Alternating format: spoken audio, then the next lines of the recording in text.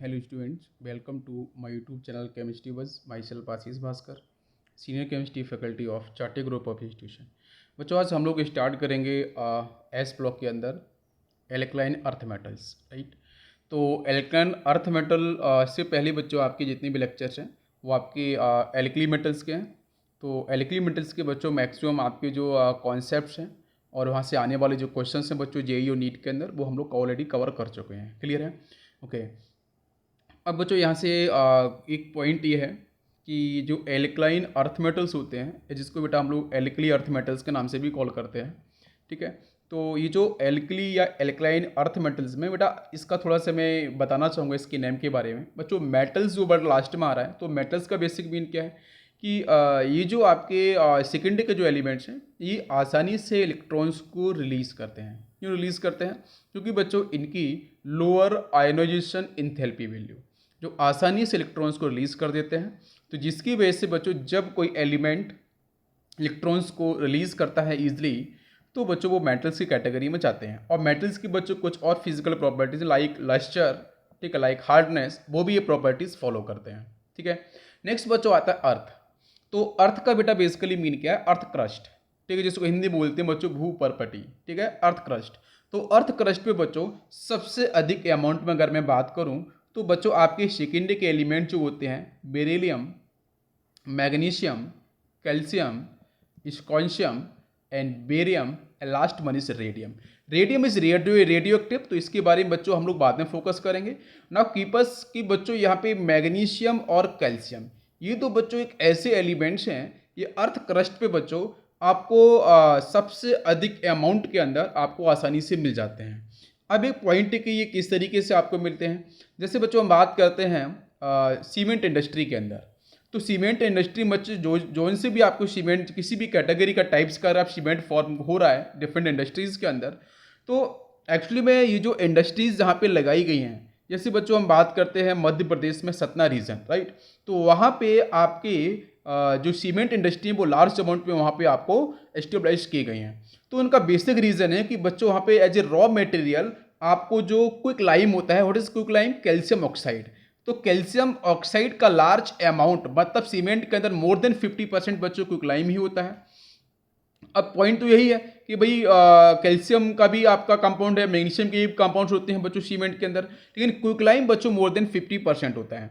इसका मतलब ये है कि सबसे लार्ज अमाउंट में क्विकलाइम है। तो ये बच्चों आपके हमारे नेचर के अंदर, हमारे इंडिया के अंदर ये जो मध्य प्रदेश रीजन है, सतना रीजन है, वहाँ बच्चों आसानी से कैल्शियम कार्बोनेट की लेयर मिल जाती हैं, जिसको बच्चों हम लोग डिकम्पोज कराते हैं। तो आसानी से बच्चों इंडस्ट्रियल पर्पज से कैल्शियम ऑक्साइड मतलब क्विकलाइम मिलता है और बच्चों CO2 गैस वहाँ से आपको एक्स्ट्रा ऐसे बाई प्रोडक्ट आपको मिल जाती है, ठीक है।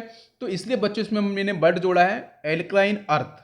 अर्थ का मतलब बच्चों क्लियर है, मेटल का मतलब बेटा क्लियर है। अब आते हैं एल्कलाइन पे। ये तो आपका बहुत ही बेसिक सा पॉइंट है कि अगर बच्चों आप सेकेंडरी के एलिमेंट्स को या मेटल्स को अगर बेटा आप वाटर मॉलिक्यूल्स में ऑन द हाइड्रोलिसिस प्रोसेस कराओगे तो डेफिनेटली बच्चों वहाँ पे आपको जो सॉल्यूशन मिलेगा वो एल्कलाइन नेचर को, बेसिक नेचर को शो करेगा या एल्कली नेचर को शो करेगा। बेटा आपको नाम क्लियर हो गया, समझ में आ गया? ओके।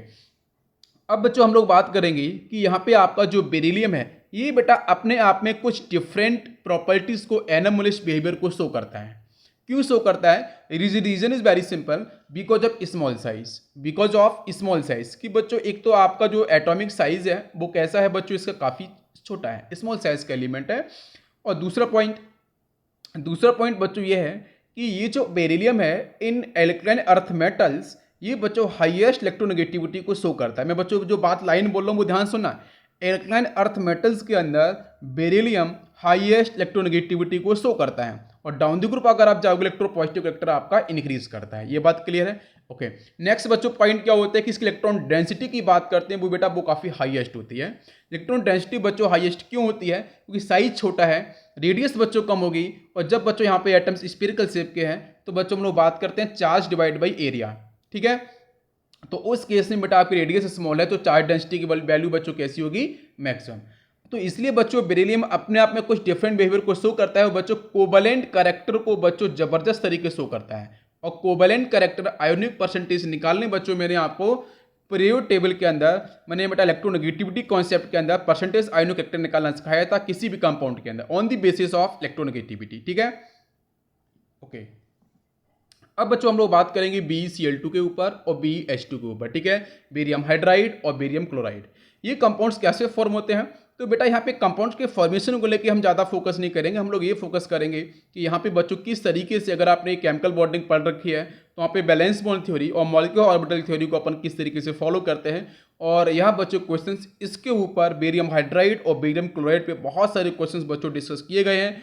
और बच्चों जेईई मेंस और नीट के अंदर बच्चों कंपैरेटिव स्टडी के ऊपर, मतलब फर्स्ट ए और सेकेंड ए के बेटा कंपैरेटिव स्टडी के ऊपर क्वेश्चंस पूछे जाते हैं। जैसे क्या होता है कि मैक्सिमम जो आपको टीचर्स देखने को मिलेंगे वो एल्कली मेटल्स और एल्कन अर्थ मेटल्स को एक साथ पढ़ाते हैं, एस ब्लॉक को लेके पढ़ाते हैं। तो बच्चा जब उसे पढ़ता है दोनों दोनों आपके alkali metals Alcon earth metal दोनों एक जैसे लगते हैं, तो डिफरेंस नहीं बच्चा कर पाता है। तो डिफरेंस करने के लिए इंडिविजुअल पहले मैंने आपको एल्कली मेटल्स पढ़ाया, अब बच्चों में हम लोग फोकस करेंगे एल्कन अर्थ मेटल्स पे। तो आपको डिफरेंस समझ में आना चाहिए, ठीक है, किसी भी कॉन्सेप्ट को लेकर, चाहे आपका हाइड्रेशन का प्रोसेस हो, चाहे आपके एसिड से रिएक्शन हो, बेसिस से रिएक्शन हो, चाहे और डिफरेंट आपकी फिजिकल और केमिकल प्रॉपर्टीज हो। तो बच्चों यहाँ पे एक्चुअली में आपको फर्स्ट ए और सेकंड ए ग्रुप के बीच में एक्चुअली में डिफरेंस आपको समझ में आना चाहिए। डिफरेंस क्या, वही डिफरेंस से बच्चों क्वेश्चन स्ट्राइक करता है। समझ में आ गया? क्लियर है? चलो, तो BeCl2 का बच्चों अगर मैं बताऊं बेसिक स्ट्रक्चर क्या होगा, तो बेटा पता है आपका जो बेरिलियम है इसके पास बच्चों आपको पता है सेकेंड ए का एलिमेंट 2 बच्चों इसके पास बैलेंस इलेक्ट्रॉन्स होंगे। तो बच्चों डेफिनेटली यहाँ पे आपका 2 इलेक्ट्रॉन्स बच्चों आपके इस तरीके से शिफ्ट हो जाएंगे। और बच्चों यहाँ पे कोई भी मॉलिक्यूल्स 3 डायमेंशनल स्पेस के अंदर ऐसा स्पेस एक्वायर करता है जहाँ पे आपका फोर्स ऑफ अट्रैक्शन की वैल्यू मैक्सिमम हो और रिपल्सन आपका मिनिमाइज हो जाए। भाई पूरा जो केमिकल का कंपाउंड है, या फिर बच्चों मैं बताऊँ कि आपका जो केमिकल बॉन्डिंग का जो पूरा चैप्टर है या किसी मॉलिक्यूल का स्ट्रक्चर है, वो एग्जैक्टली बच्चों एक ही पॉइंट पे डिपेंड है। मैं आपको हर जगह बताऊंगा जब मैं केमिकल बॉन्डिंग फोकस करूंगा कि बेटा अट्रैक्शन कैसे मैक्सिमम हो सके। जितना अट्रैक्शन मैक्सिमम होगा कंपाउंड की स्टेबिलिटी उतनी अधिक होगी। चाहे बच्चों वहाँ पे कुछ एक्सेप्शनल रूल्स फॉलो किया जाए, चाहे बैलेंस बॉन्ड थ्योरी फॉलो की जाए, चाहे MOT फॉलो की जाए, चाहे वहाँ पे आपकी balance electron pair repulsion theory follow की जाए, कोई सी भी थ्योरीज फॉलो की जाए, बट एक लास्ट कॉन्सेप्ट ये कॉमन होता है सभी थ्योरीज के अंदर कि भाई मॉलिक्यूल्स के अंदर फोर्स ऑफ अट्रैक्शन कैसे मैक्सिमम हो और रिपल्सन आपका किस तरीके से मिनिमम हो जाए। अगर ऐसा होगा तो मॉलिक्यूल्स इजीली फॉर्म होगा और इसकी स्टेबिलिटी भी बेटा आपकी मैक्सिमम होगी। तो बेटा यहाँ पे आपका BeCl2 बच्चों आपका देख सकते हो क्लोरीन के पास बच्चों कितने लोन पेयर्स होंगे? 3 lone pairs, 1 2 and 3 lone pairs, दोनों साइड बच्चों 3 लोन पेयर्स होंगे। तो लोन पेयर्स की वजह से ये जो बेरिलियम के साथ बेटा साइड एटम्स क्लोरीन है, ये बच्चों कुछ इस तरीके से स्पेस में बेटा अपोजिट पोजीशन में फिक्स हो जाएंगे। बिकॉज ऑफ रिपल्सन को मिनिमाइज करेंगे, अट्रैक्शन को मैक्सिमाइज करेंगे, तो बच्चों लीनियर मिलेगा आपको इसका ज्योमेट्री स्ट्रक्चर, और बच्चों इसका जो बॉन्ड एंगल होगा 180 डिग्री होगा डेफिनेटली। यहाँ तक बात क्लियर है? अब हम इंडिविजुअल बच्चों फोकस करेंगे बेरिलियम के ऊपर और क्लोरीन के ऊपर। तो बच्चों बेरिलियम का देख सकते हो बच्चों 4 आपका एटॉमिक नंबर है, कैपिटल Z की वैल्यू है बच्चों, और 8 बेटा इसका एटॉमिक मास है, राइट? ओके, अब बेटा इसका जो कॉन्फ़िगरेशन बेटा कैसे निकालेंगे? 4 आपका जो एटॉमिक नंबर है, मतलब बेटा यहाँ पे 4 इलेक्ट्रॉन्स को अपन को यहाँ पे फिल करना है। तो डेफिनेटली बच्चों 1s2 and 2s2, ठीक है। इलेक्ट्रॉनिक कॉन्फ़िगरेशन बच्चों ऑलरेडी हम डिस्कस कर चुके हैं, किसी भी एलिमेंट का अपन निकाल सकते हैं बेटा, प्रीवियस लेक्चर को सर्च कर सकते हो आप पीरियोडिक टेबल के अंदर, ठीक है। चाहे इनर्ट गैस को लेकर निकालना हो और चाहे बच्चों आपको यहाँ पे कंप्लीट इलेक्ट्रॉनिक कॉन्फ़िगरेशन निकालना हो, आपको दोनों ही लॉजिक्स मैंने डिस्कस किए हैं। तो बच्चों यहाँ पे आप देख सकते हो, मैं क्वेश्चन पूछूंगा कि बच्चों आपको अगर मैं बोलता हूँ S, सिर्फ मैं S बोलता हूँ, तो S exactly is a subshell. अगर मैं 1s बोलूँ तो इट इज ऑर्बिटल। मैं अगर बच्चों यहाँ पे बोलता हूँ P, तो P एग्जैक्टली बच्चों क्या है? सबसेल। अगर मैं 2p बोलता हूँ, 3p बोलता हूँ इस तरीके से, तो बच्चों वो ऑर्बिटल्स आपके बोले जाएंगे। तो orbitals exactly the 3 dimensional space जहां पे इलेक्ट्रॉन्स आपके पाए जाएंगे। इलेक्ट्रॉन्स पाए जाने की जो मैक्सिमम पॉसिबिलिटीज और प्रोबेबिलिटी होती है वो ऑर्बिटल्स के अंदर होती है। एग्जैक्टली इलेक्ट्रॉन्स बच्चों कहाँ मिलते हैं? ऑर्बिटल्स के अंदर। जैसे अगर मैं आपसे पूछूं कि आप एग्जैक्टली कहाँ पे रहते हो, तो आप बोलोगे ठीक है मैं इंडिया में रहता हूँ, फिर आप नेक्स्ट उसके बाद अपने स्टेट के बारे में बताओगे, नेक्स्ट अपने डिस्ट्रिक्ट के बारे में बताओगे, लास्ट आप अपने घर के अंदर। तो एक्चुअली आपकी लोकेशन कहाँ है? आप कहाँ पे हो? अपने घर के अंदर। तो इसी तरीके से आपके जो इलेक्ट्रॉन्स होते हैं वो एग्जैक्टली बच्चों आपके कहाँ पे प्रेजेंट होते हैं? ऑर्बिटल्स के अंदर। ऑर्बिटल्स आता है 3 डायमेंशनल स्पेस जहाँ पे आपके इलेक्ट्रॉन्स एग्जैक्टली प्रेजेंट होते हैं। तो बच्चों यहाँ पे आपका जो 1s है उसकी बेटा देखो आप इलेक्ट्रॉन्स मैंने फिल कर दिए हैं 2s, ये बेटा आपका रिप्रेजेंटेशन है 2s के। देखो बच्चों में इलेक्ट्रॉन्स यहाँ पे मैक्सिमम फिल कर दिए हैं। अब बच्चों यहाँ पे 2p तो बच्चों वेकेंट होगा भाई, 2 के पास कोई इलेक्ट्रॉन्स जाएगा नहीं, पॉसिबिलिटी है नहीं भाई, क्योंकि आपके मैक्सिमम इलेक्ट्रॉन्स कितने हैं बच्चे? 4। लेकिन अब आपका जो बेरिलियम का जो ग्राउंड स्टेट जो कॉन्फिगरेशन आ चुका है उसके अकॉर्डिंग यहाँ पे कोई भी बेटा बेरिलियम बॉन्ड फॉर्म करेगा? तो आपका आंसर होगा नो। क्यों? क्योंकि भाई 1s2 उसके पास भी पेयर्ड इलेक्ट्रॉन्स हैं, 2s2 यहाँ भी पेयर्ड है, तो भाई बॉन्डिंग कैसे बना फिर, भाई BeCl2 कैसे बना। तो ये BeCl2 बनने के पीछे रीजन है कि बच्चों आपके एग्जैक्टली जो आपका यहाँ पे बेरिलियम है, इसने बच्चों 2s से इलेक्ट्रॉन्स को जंप कराया बच्चों कहाँ पे 2p की तरफ। ऐसा क्यों किया भाई, 1s से मूव क्यों नहीं किया, क्योंकि बच्चों जब हम बात करते हैं 1s के बारे में, तो बच्चों देखो ये आपका बेरिलियम का न्यूक्लियस रहा और इसके पास सबसे पहले बेटा n=1 ही आएगा, नेक्स्ट n=2 आपका यहाँ पे आएगा, मतलब बेटा n=1 और जो आपको फर्स्ट ऑर्बिट है, इस फर्स्ट ऑर्बिट के अंदर बच्चों 1s आपको मिलेगा। भाई बताओ, तो 1s जो मिल रहा है बेटा फर्स्ट ऑर्बिट के अंदर, ऑर्बिट के अंदर मिलेगा, मतलब काफी क्लोज होगा न्यूक्लियस के। जब बेटा न्यूक्लियस से काफी क्लोज होगा तो इसे आप ब्रेक नहीं कर सकते हो, आसानी से इसे आप तोड़ नहीं सकते हो, मतलब इसके इलेक्ट्रॉन्स बच्चों आप आसानी से यूज नहीं कर सकते हो बॉन्डिंग के अंदर। इसकी वजह से बच्चों कभी भी आपका 1s बॉन्डिंग में पार्टिसिपेट नहीं करेगा। रीजन समझ में आया। अब सिर्फ 2s बचा हुआ है, तो 2s का बच्चों सिंगल इलेक्ट्रॉन जैसे मूव करेगा बेटा आपके 2p के अंदर, तो बेटा देखो 2s के अंदर सिंगल इलेक्ट्रॉन्स और 2p के अंदर भी सिंगल इलेक्ट्रॉन्स बेटा आपको मिल जाएगा। क्या मेरी बात समझ में आई। अब यहां से बच्चों आप देख सकते हो इसके जो स्ट्रक्चर्स हैं, देखो बच्चों 2 आपका 1s ये रहा, ये बेटा पेयर्ड है, बेटा s आपका स्फीरिकल शेप का होता है, मैं बनाने की कोशिश किया हूं समझने के लिए। नेक्स्ट बेटा 2s देखो बेटा एक इलेक्ट्रॉन्स बच्चों यहाँ पे मिला है, 2p के अंदर बेटा देखो एक इलेक्ट्रॉन्स आपको यहाँ पे मिला है। तो अभी क्वेश्चन ये है कि ग्राउंड स्टेट से excited state configuration electronic configuration क्यों मूव करता है, बिकॉज कंपाउंड की स्टेबिलिटी को मैक्सिमाइज करना, और कोई भी एटम है वो मैक्सिमम कितने बॉन्ड को फॉर्म कर सकता है, जितने अधिक बॉन्ड बेटा होंगे, जितने इलेक्ट्रॉन्स अधिक बॉन्ड पेयर में पार्टिसिपेट करेंगे, डेफिनेटली बच्चों वहां पे आपका फोर्स ऑफ अट्रैक्शन मैक्सिमम होगा। जितने अधिक बॉन्ड पेयर कंपाउंड की स्टेबिलिटी उतनी अधिक, जितने कम लोन पेयर कंपाउंड की स्टेबिलिटी उतनी अधिक, जितने अधिक लोन पेयर कंपाउंड की बेटा स्टेबिलिटी उतनी कम हो जाएगी। भाई रिपल्सन होगा, तो रिपल्सन होने के चक्कर में बच्चों कहीं ना कहीं कंपाउंड की स्टेबिलिटी आपकी लूज होगी, और लूज होने पे कहीं ना कहीं बच्चों जो कंपाउंड होगा वो एग्जिस्ट करना, मतलब एग्जिस्ट करने की जो प्रोबेबिलिटी है, जो परसेंटेज है, वो आपका लेस हो जाएगा। समझ में आ गया। अब चलते हैं नेक्स्ट पॉइंट पे।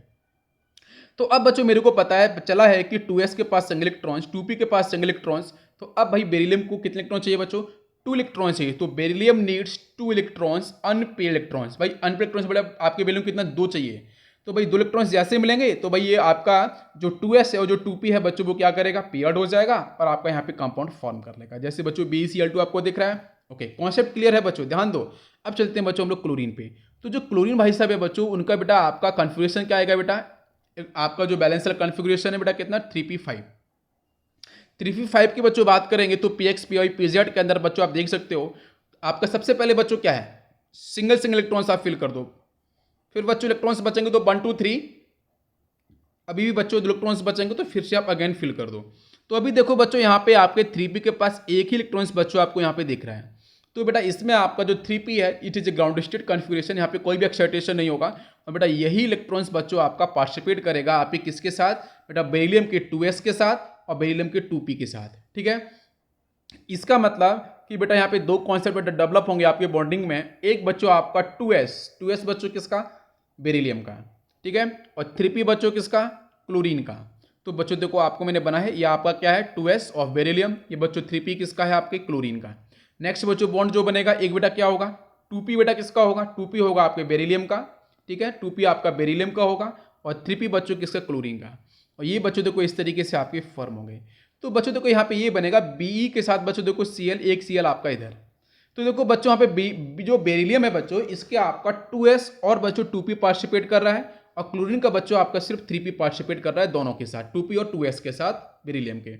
तो एग्जैक्टली बच्चों यहाँ पे आप देख सकते हो जो ओवरलैपिंग होगी बैलेंस पॉइंट थ्योरी के अकॉर्डिंग, जो बच्चों यहाँ पे ओवरलैपिंग होगी वो बच्चों देखो 2s के साथ 3p की होगी, ये देखो एक बच्चों आपकी 2p के साथ 3p की होगी। तो आप देख सकते हो कि भाई जो इक्वल बॉन्ड लेंथ आनी चाहिए थी तो इक्वल बॉन्ड लेंथ तो बच्चों नहीं आई, क्यों, क्योंकि बच्चों 2p 3p की जब ओवरलैपिंग होगी तो बच्चों यहाँ पे आपकी बॉन्ड लेंथ अधिक मिलेगी, मतलब सेकंड जो बॉन्ड लेंथ होगी बेटा जो 2p और 3p वाली वो अधिक होगी एज कंपेयर टू बच्चों 2s और 3p। तो जब बच्चों आपकी बॉन्ड लेंथ डिफर आ रही है तो भाई मॉलिक्यूल्स है वो एग्जैक्टली क्या बच्चों आपका, अगर मैं बताऊं तो क्या आपका मॉलिक्यूल्स एग्जिस्ट करेगा, तो मेरा आंसर होगा नो। बैलेंस पॉइंट थ्योरी के अकॉर्डिंग बच्चों बॉन्ड लेंथ आपकी डिफर कर रही है, जब बॉन्ड लेंथ डिफर कर रही है तो मॉलिक्यूल से एग्जिस्टेंस बच्चों नहीं होगी, मतलब ये ओवरलैपिंग कॉन्सेप्ट बच्चों गलत हो गया। जब ओवरलैपिंग कॉन्सेप्ट गलत हुआ तो उसके पीछे कुछ और भी रीजंस हैं, तो उन रीजंस को बच्चों मैं आपको यहाँ पे नेक्स्ट पॉइंट में क्लियर करता हूं।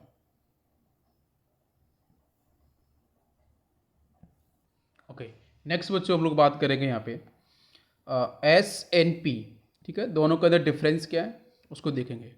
तो बच्चों यहाँ पे आपकी जो बैलेंसमेंट थ्योरी फेल क्यों हुई थी उसके पीछे रीज़न को मैं यहाँ पे क्लियर करूँगा। तो बच्चों आपका जो एस ऑर्बिटल की बात करते हैं, ये बच्चों आपका स्फीरिकल शेप का होता है, सिमेट्रिकल इन नेचर होता है।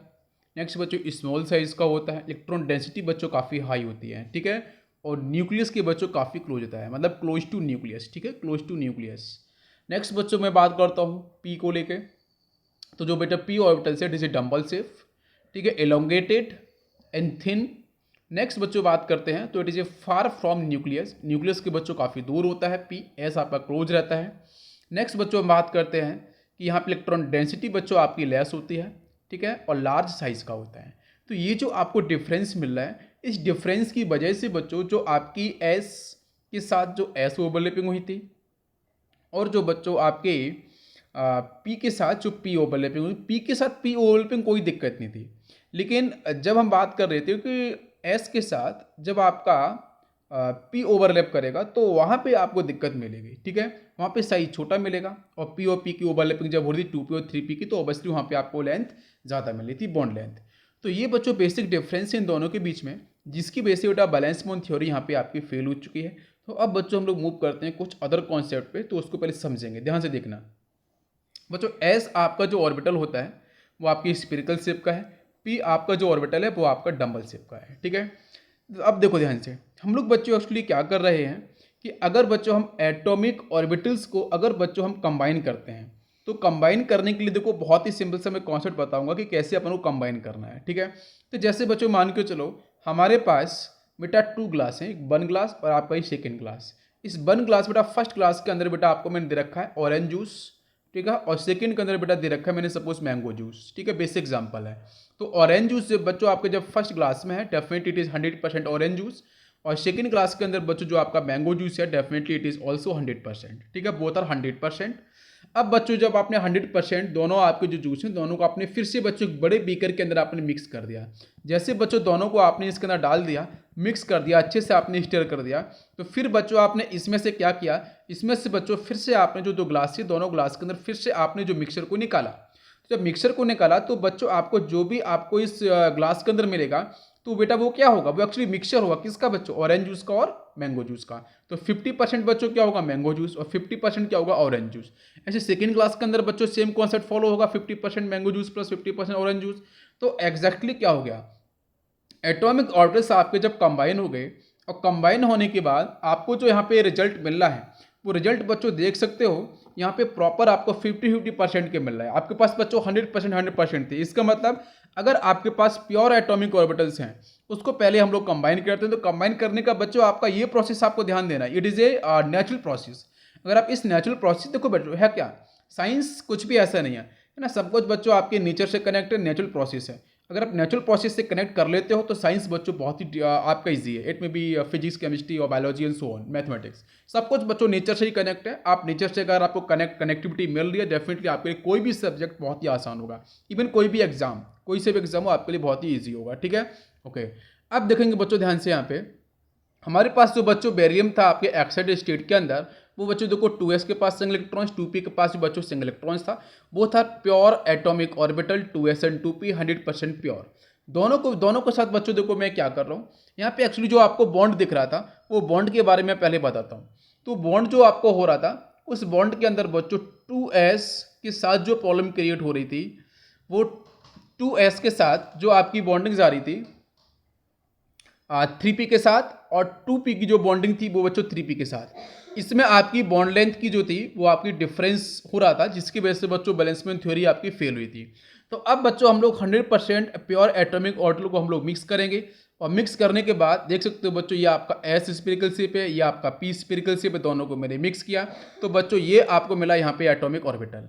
क्लियर, 50% बच्चों देखो actually both are atomic orbital, ये बच्चों आपको डिफाइन करेगा it is a molecular orbital. क्या मेरी बात समझ में आ रही है, बेरिलियम को लेकर बच्चों हम लोग बात कर रहे हैं, ठीक है। अब इसके साथ देखो बच्चों, तो एक आपका फिर से बच्चों यहाँ पे मैंने डेवलप किया है, यहाँ बच्चों देख सकते हो एक आपका एस का पार्ट है, ये आपका एस का पार्ट है, पी का पार्ट है। जैसे बच्चों ये आपका मिक्सचर था, इसी तरीके से बच्चों यहाँ पे आपका ये एस का पार्ट है, ये आपका पी का पार्ट है, दोनों बच्चों देखो मैंने कंबाइन कर दिया। कंबाइन करने के बाद बच्चों देखो आपको यहाँ पे दिख रहा होगा कि एक तो बच्चों आपका ये एस ये पी, सेकेंड देखो बच्चों प्योर एटॉमिक ऑर्बिटल को मिक्स करने के बाद बच्चों कुछ इस तरीके से आपको मिला है, बोथ आर 50% एस, 50% आपको पी। अब आते हैं बच्चों क्लोरीन पे। इसमें कॉन्सेप्ट बच्चों ये होता है कि अगर आप 1+1 एटॉमिक ऑर्बिटल को बेटा 1 atomic orbital plus 1 atomic orbital अगर बच्चों आप मिक्स करते हो, तो मिक्स करने के बाद बेटा आपको मॉलिक्यूलर ऑर्बिटल जो मिलेंगे वो 1+1 के ही आपको सीक्वेंस में मिलेंगे। बात समझ में आ रही है? क्लियर। तो बच्चों यहाँ से आपका ये बेटा क्लोरीन करा, तो इधर से बच्चों ये क्लोरीन, इधर से आपका ये क्लोरीन। तो ये बच्चों पूरी ओवरलैपिंग जो आपको सीक्वेंस दिख रहा है, this is actually the proper BeCl2 molecules. ये आपका कंप्लीट BeCl2 आपका मॉलिक्यूल्स इस तरीके से आपका डिफाइन होगा। ओके, नेक्स्ट बच्चों हम लोग बात करेंगे बेरियम हाइड्राइड पे, ठीक है। Barium hydride BeH2। तो बच्चों यहाँ पे हम लोग बैलेंस बॉन्ड थ्योरी बिल्कुल फॉलो नहीं करेंगे, क्योंकि बच्चों वहाँ पे आपका जो भी मॉलिक्यूल्स आपका डेवलप होगा ना, वहाँ पे बॉन्ड लेंथ का आपका प्रॉब्लम हो जाएगा, ठीक है। तो यहाँ पे देखो हम डायरेक्ट बच्चों देखो कैसे क्वेश्चन सॉल्व करेंगे, BeH2 का एक्चुअली में कैसे बनेगा स्ट्रक्चर वो देखो बच्चों।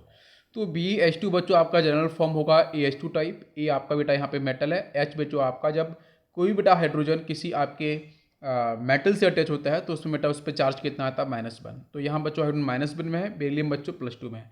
तो बच्चों यहाँ पे ये 2 आ जाएगा इसके रिस्पेक्ट में। ये बच्चों आपका यहाँ पे बना जाए, क्रॉस मल्टीप्लाई करेंगे तो BeH2 बच्चों इस तरीके से आपका फॉर्म हो जाएगा। नेक्स्ट बच्चों आपको पता है कि बेरिलियम आपका स्मॉल साइज का है, चार्ज डेंसिटी बच्चों आपकी मैक्सिमम है, कोवलेंट कैरेक्टर बच्चों आपको मैक्सिमम मिलता है, पॉलीमरिक फेज के अंदर बच्चों मिलता है। तो इसलिए बच्चों यहाँ पे इसका एनोमलस बिहेवियर कुछ आपका डिफरेंट शो होता है as compare to other electron earth metals, ठीक है। यस, तो बच्चों बेरिलियम का जो कॉन्फ़िगरेशन है 1s2 2s2 ये बेटा हो गया है। अब बेटा जब एक्साइटेड कॉन्फ़िगरेशन की बात करते हैं तो बेटा 1s आपका पार्टिसिपेट नहीं करेगा बेटा बॉन्डिंग में, तो 2s से बच्चों इलेक्ट्रॉन्स जंप करेगा 2p बच्चों यहाँ पे vacant, it is ground state configuration. बेटा 1s मैंने नहीं लिखा है।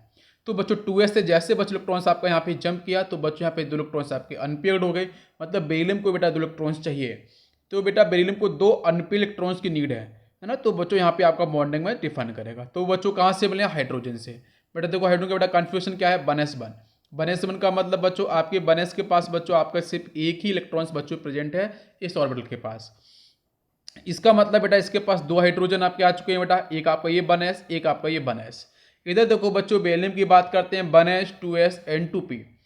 बेटा ये आपका एक्साइटेड स्टेट कॉन्फ़िगरेशन है। तो बेटा आपके देखो 2s इलेक्ट्रॉन्स आपका जंप किया था बच्चों 2p की तरफ, तो वो इलेक्ट्रॉन्स आपको यहाँ पे दिख रहा है बच्चों। देखो बेटा 2p के पास 3 ऑर्बिटल्स होते हैं px py pz, ठीक है।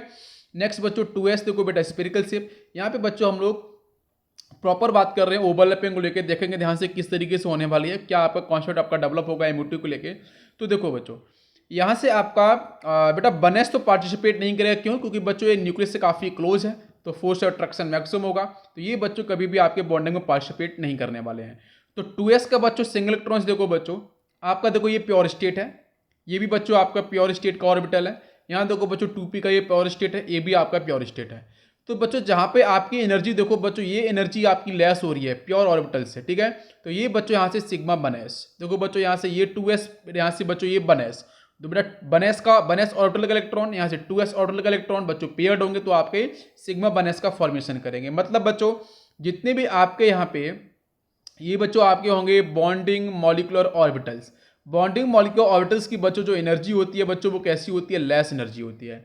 इसी तरीके से बच्चों यहाँ से 2p देखो बच्चों 2p के पास बच्चों देखो यहाँ से आपका इलेक्ट्रॉन बेटा प्रेजेंट है, सपोज मान लेते हैं 2pz, और यहाँ देखो बच्चों आपका ये 1s दिख रहा है, तो मतलब आपका ये सिग्मा 1s, ये भी बच्चों क्या है? बॉन्डिंग मॉलिक्यूलर ऑर्बिटल, इसकी भी एनर्जी बच्चों लेस होगी। नेक्स्ट बच्चों बात करेंगे एंटी बॉन्डिंग, जो मैंने स्टार लगाए हैं, ठीक है, एस्ट्रिक्स।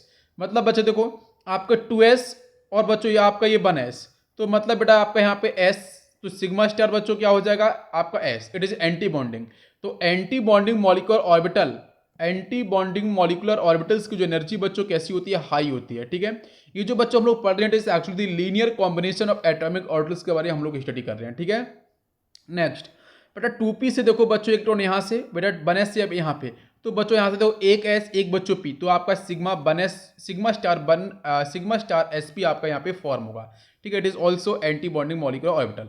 तो एंटी बॉन्डिंग मॉलिक्यूलर ऑर्बिटल की बच्चों एनर्जी हमेशा कैसी होती है? हायर होगी as compare to bonding molecular orbital. और बॉन्डिंग मॉलिक्यूलर ऑर्बिटल की बच्चों एनर्जी कैसी होगी? आपकी लो होगी। अब बच्चों यहाँ पे जो हम बात कर रहे हैं एटॉमिक ऑर्बिटल्स को लेके, तो बच्चों हम लोगों ने एटॉमिक स्ट्रक्चर का अच्छे से पढ़ा था कि भाई जो आपकी श्रोडिंगर वेव इक्वेशन थी बच्चों वो एटम्स के बेस पे डिस्कस कर रहा था मैं, वहाँ पे आपका वेव फंक्शन को लेकर मैंने बताया था। तो यहाँ पे बच्चों जो आपके ऑर्बिटल्स के अंदर जो बेटा इलेक्ट्रॉन्स प्रेजेंट हैं वो वेव फॉर्म को कैसे रिप्रेजेंट करेंगे, तो बेटा वहाँ से मैं बताऊंगा कि दो तरीके से बच्चों यहाँ पे आपकी ओवरलैपिंग कॉन्सेप्ट बच्चों आपका डिफाइन किया जाता है। एक बच्चों होती है कंस्ट्रक्टिव ओवरलैपिंग, जिसके अंदर बच्चों हम लोग एडिशन की बात करते हैं, एक होता है बच्चों सब्ट्रैक्शन। ठीक है, तो वो भी मैथमेटिकल कॉन्सेप्ट पे हम लोग चलने वाले हैं, उसको भी हम लोग देखेंगे। Right, okay.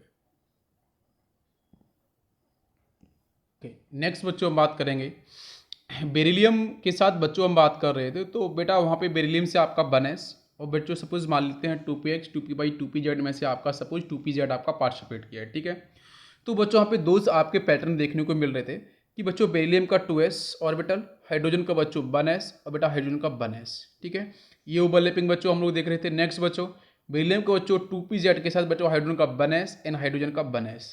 तो दोनों के अंदर बच्चों देखेंगे हम एडिशन और सब्ट्रैक्शन।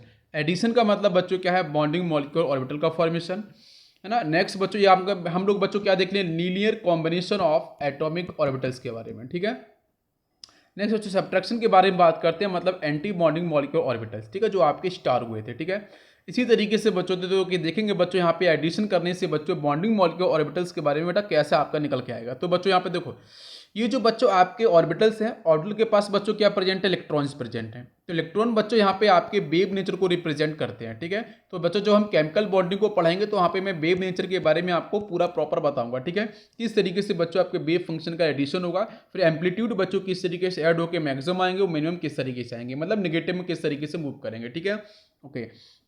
तो अभी बच्चों मैथमेटिकली क्या होगा बेटा, देखो आपका वेव फंक्शन बच्चों साई 2s एडिशन की बात कर रहे हैं, बीएमयू की बात कर रहे हैं, बॉन्डिंग मॉलिक्यूलर ऑर्बिटल्स की बात कर रहे हैं। जब बच्चों बेरिलियम का 2s, हाइड्रोजन बच्चों 1s और आपका हाइड्रोजन 1s पार्टिसिपेट कर रहा था।